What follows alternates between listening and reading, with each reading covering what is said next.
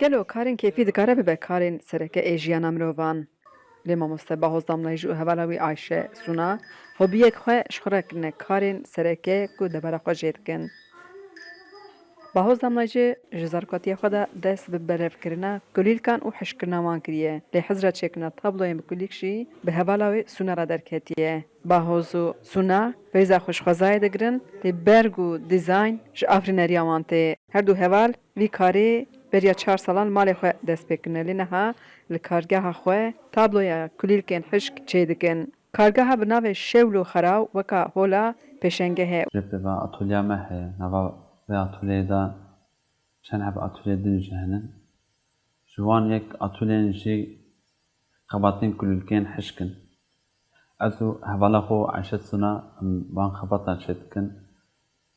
Ez kulîlkan kom dikim. û jê pêva hevala min Ayşe Suna jî li ser van kulîlkên hişk tasarîman ava dike. Ya xwe de mirov tiştan kom dike. Em jî kulîlk bûn.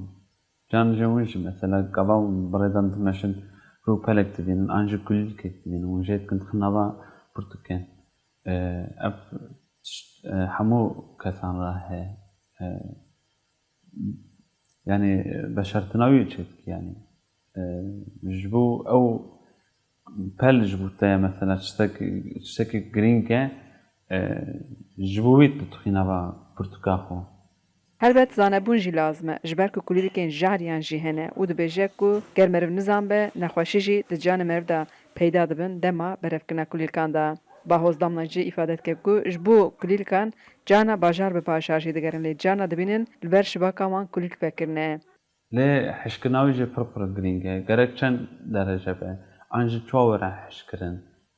Evîneka jî mesela jera wext lazim e yani. Aneka te ku ev atölye ava bû ev kulîlkan min nas kir. Mirov gerek tenê nebêje kulîlk.